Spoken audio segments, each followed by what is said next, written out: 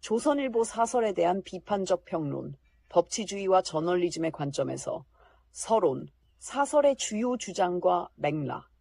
조선일보의 사설은 윤석열 대통령이 내란죄 혐의로 체포영장이 발부되는 가상시나리오를 상정하고 경찰과 대통령 경호처 간 유혈 충돌이 발생할 수 있다는 점을 우려하며 여야가 정치적 해법을 모색해야 한다는 주장을 펼쳤다. 이는 겉으로는 국정 혼란과 폭력 사태를 방지하려는 제언으로 보이지만 법치주의와 저널리즘의 본질적 역할 측면에서 중대한 문제점을 드러낸다. 법치주의와 법집행의 관점에서 문제점. 221. 법의 우선성과 독립성 훼손.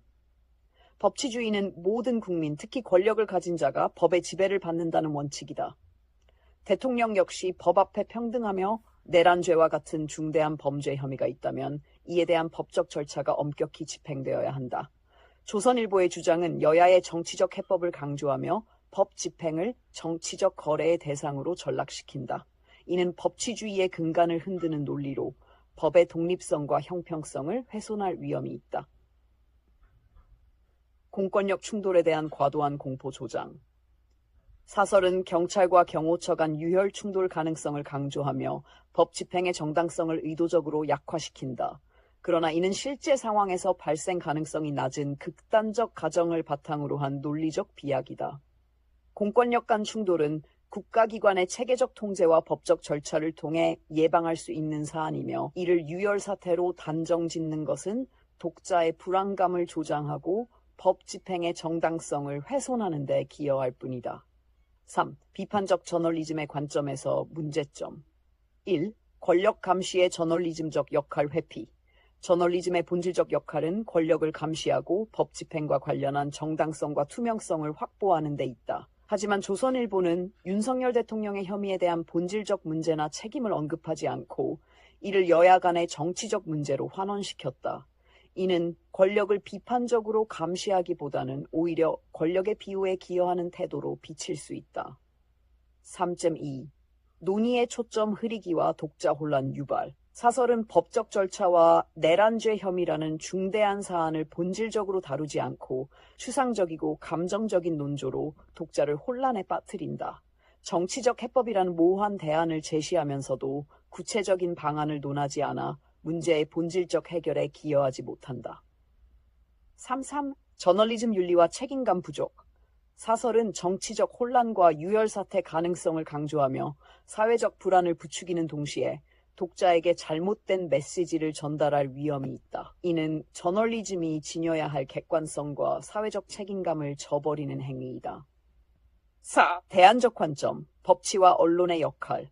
4.1. 법치주의의 원칙 강화. 언론은 법치주의의 원칙을 존중하며 모든 법적 절차가 공정하고 독립적으로 이루어질 수 있도록 권력자와 사법기관의 역할을 균형 있게 감시해야 한다. 여야의 정치적 해법이라는 논리는 법치주의의 원칙을 약화시킬 수 있으며 이에 대한 비판적 논의가 필요하다. 4. 공론장의 역할. 저널리즘은 사회적 갈등을 과장하기보다 법과 절차에 대한 신뢰를 바탕으로 독자들이 문제의 본질을 이해하고 건설적인 논의에 참여할 수 있도록 도와야 한다. 조선일보의 사설은 이러한 역할을 수행하는 데 실패했으며 논란을 확대하는 데 기여했다. 객관성과 책임 있는 논조 유지. 유혈 사태와 같은 극단적 시나리오를 상정하기보다는 구체적인 법적 절차와 제도적 대안을 논하는 것이 더 생산적인 방향이다. 언론은 감정적이고 선정적인 표현 대신 객관적이고 신뢰할 수 있는 전공에 초점을 맞춰야 한다. 5. 결론. 사설의 문제점과 언론의 책임. 조선일보의 사설은 법치주의와 저널리즘의 핵심 가치를 충분히 반영하지 못한 채 법 집행의 정당성을 약화시키고 정치적 논리로 이를 대체하려는 문제점을 드러냈다. 법치주의는 사회적 혼란과 상관없이 지켜져야 할 민주주의의 핵심 원칙이며 언론은 이를 뒷받침하고 감시해야 할 책무를 지닌다. 언론은 권력을 비판적으로 감시하며 사회적 불안을 조장하기보다 건설적인 공론장을 형성하는 데 기여해야 한다. 조선일보 사설은 이러한 원칙을 충족하지 못했으며 독자들에게 법치와 민주주의에 대한 잘못된 메시지를 전달한 사례로 비판받아야 한다.